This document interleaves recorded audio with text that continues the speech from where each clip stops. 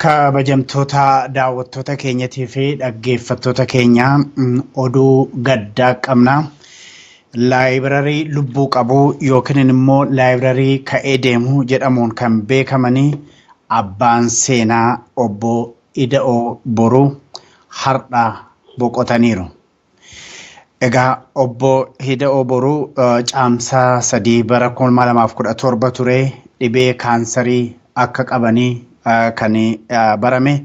Obbo Ida'oo Boruu yeroo dheeraadhaaf qabsoo bilisummaa uummata Oromoo keessatti nama qooda guddaa qabanidha. Obbo Ida'oo Boruu qabsoo bilisummaa Oromoo waan jaalataniif qabsoo keessa waan turanii fi yeroo dheeraadhaaf mana hidhaatti dararaa argaa nama turanidha. Egaa obbo Ida'oo Boruu abbaa intala tokkootii fi haadha manaa isaanii wajjin kan jiraatanidha. Kabajamtoota daawwattoota keenya akkuma nama jedhee obbo Ida'oo Boruu namni seenaa hedduu seenaa Oromoos haa ta'u keessumattuu seenaa biyyattii sanaa sirriitti beekanii har'a boqotaniiru. Obbo Ida'oo Boruu yeroo ka'uu yeroo baay'ee waa'ee Finfinneetu ka'a. Waa'ee Finfinnee seenaa Finfinneetu ka'a. Obbo Ida'oo Boruu dhalatanii kan guddatanii naannoo Finfinneetti waan ta'eef waa'ee Finfinnee waa hedduu beeku waa hedduu nutti himaa turanidha. Egaa har'a addunyaa kanarraa du'aan boqotaniiru. Yeroo ammaa kana karaa toora bilbilaa irratti obbo Mootii Margaatu argama. Obbo Mootii Margaa obbo Ida'oo Boruu nama sirriitti beekanidha. Kanaaf affeere obbo Mootii Margaa mee waan obbo Ida'oo Boruu maal nutti himtu? Ida'oo Boruu Oromoo nama qaba jedhee nama keessa jiru tokko Oromummaadhaan baay'ee hanquuqamu an jaalatu dhalatee san guddate naannuma Finfinneetti barates Finfinnee dhumisatti amma yuunivarsiitii achitti baratee booda karaa Shaas deemee barnoota isaa fufee achiin booda karaa London deemee Londonitti akkasuma baratee booda barnootuma biyya Ameerikaa kana dhufee jiraatu. Namni isa hin beekne hin jiru isa barsiisuudhaaf otoo hin ta'in jaalala Oromoodhaa inni qabu amma lubbuu isaa baatutti manuma yaala Allah keessa taa'ee wanuma Oromoo gaafataa nama bilbilee isa gaafatee hundumaa naannoo kana wanna Finfinnee deemaa maaltu jira jedhee isarrattuu dubbachuudhaan nama qophaa ture. Beekinaan itti dhabame ta'in baay'ee uumamee humna dhabee haajaa tureef lapheessaa jaajjee ganama kana seebalaayizii gochuudha erga baay'ee asiifachi jedhanii booda hin ta'in boqotee jira. Kanaan firri isaatis hundumtuu intalli isaatis jabaatanii jedha wallachuudhaaf qophaa'aa jirra kanuma jechuu barbaada.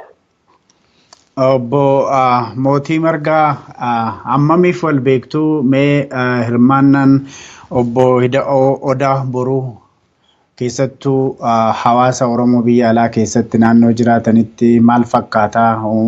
Hiriyoottansaa ni namoota biroo wajjin walitti dhufeenyi isaanii maal fakkaata?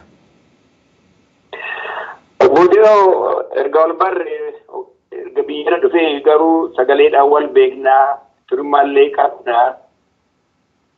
Obbo Ida'oo namni wallaale hin jiru. Koominitii isaa iddoo jiraattutti qofa osoo hin ta'in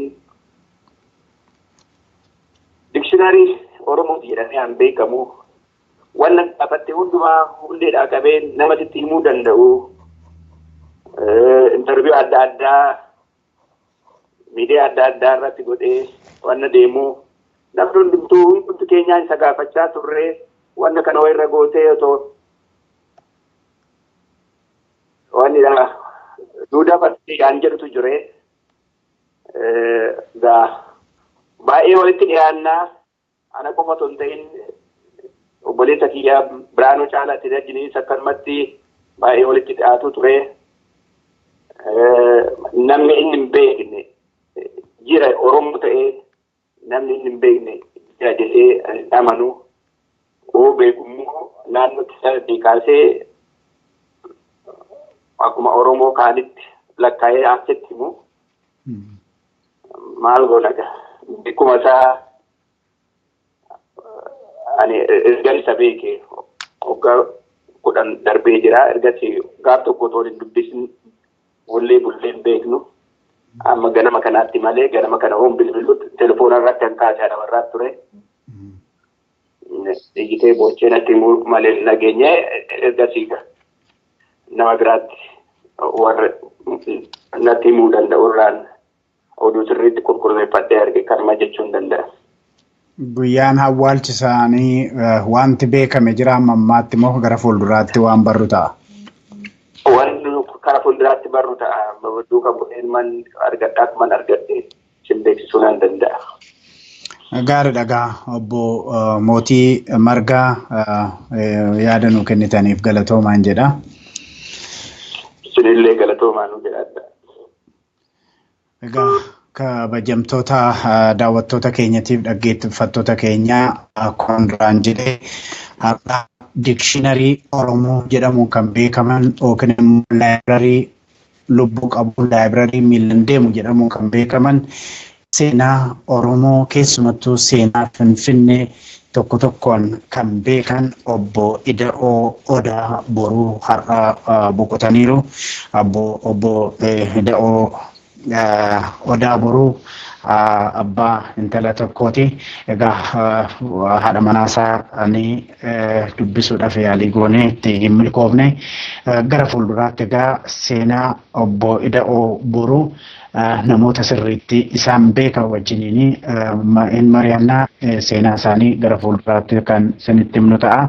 Otoon garuu nagaan isiniin jedhanii keessattuu maastar pilaanii jechuudhaani Caalaa Bultuum sirba sirbee waa'ee maastar pilaanii Finfinnee mormuudhaani sirba sirbame sana keessaa obbo Ida'oo Boruu qooda guddaa akka qabanidha. Egaa maatii isaaniitiifis nutis jajjabina hawwina. Seenaa isaanii yeroo biraa qabannee namoota isaan beekan wajjin amma isinitti deebinutti egaa gara kiyyaan nagaan isiniin jedha.